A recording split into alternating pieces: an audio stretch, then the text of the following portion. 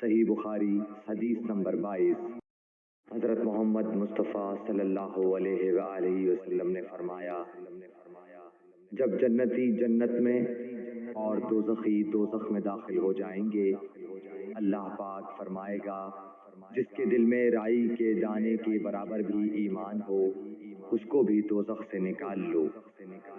اب ایسے لوگ دوزخ سے نکال لیے جائیں گے اور وہ جل کر کوئلے کی طرح سیاہ ہو چکے ہوں گے، پھر زندگی کی نہر میں یا بارش کے پانی میں ڈالے جائیں گے۔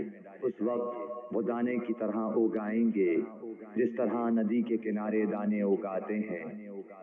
کیا تم نے نہیں دیکھا کہ دانہ زردی مائل پیچ در پیچ نکلتا ہے؟ صحیح بخاری حدیث نمبر 22۔